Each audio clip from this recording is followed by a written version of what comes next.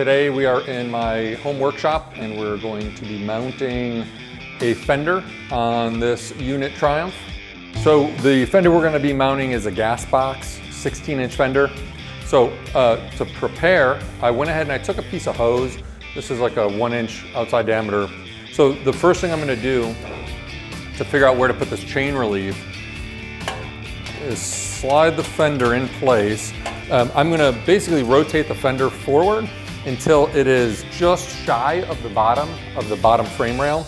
The purpose for this is that, say, the bike's finished and it's 4 years from now, and for some reason you ride up a curb or you're going over rough terrain or something, you don't want that fender to be hanging below your frame because that's going to get smashed. With the chain relief, you got to think when you're riding, that chain flexes quite a bit.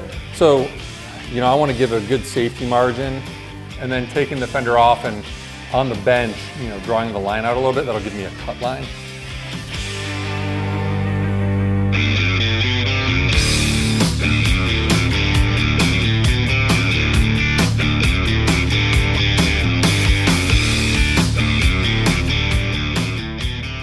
A good way to tell when the fender is centered, from the back you can just visually look, but it's also using your fingers to feel the gap, feel that it's the same, is a quite accurate way to do so.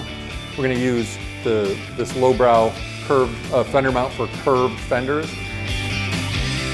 I'm going to give myself some visual reference points. A really easy one is simply going to be to mark the center line of the seat posts.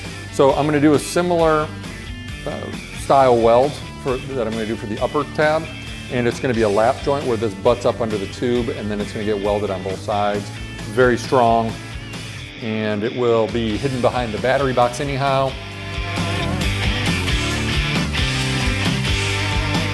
So what I'm going to do on this is hold this mount in place. I decided I'm going to center this fender mount to the fender, which is slightly offset from the center point I drew on this cross tube, but I think it looks better, and once the center mark is removed. All right, everything's clamped in place, triple checked that the fender gap is the same all the way around, that the brackets, mounting brackets are perpendicular to the frame rails, that everything's centered on the fender. It's all clamped in place, ready to go.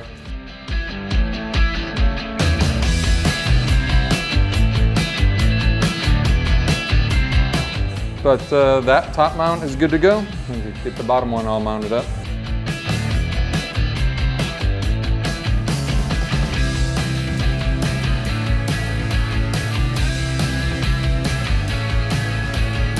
All right, that went well. I got a good finish weld actually on each of the brackets to the frames. The bungs are all tacked solidly in place. All right, so these mounts are more or less done. We are moving on to the fender struts. Of your fender struts, getting an idea of where you want it to sit. And this is going to be really simple. Essentially, I'm just going to move the fender strut to where looks like it should go. Get out of the way. That'll hold, and I'm going to go ahead and tack that and tack that.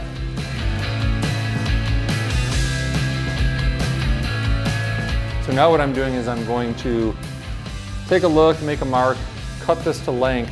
Now I'd way rather cut it slightly too long where I can dress it on the grinder or with a grinder, belt sander, whatever.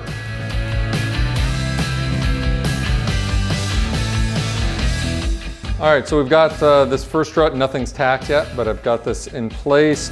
I coped the end of the strut using my little die grinder. This is good to go. I'm going to tack weld that in place and then move over to the other side.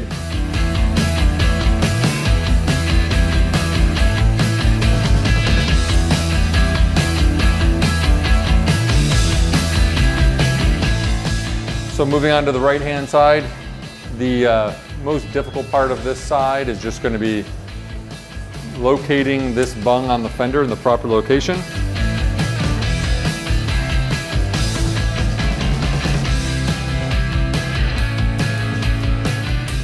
But when I put this straight piece of 1/2 inch rod in here, it's a 1/4 inch further or closer than it was on the other side.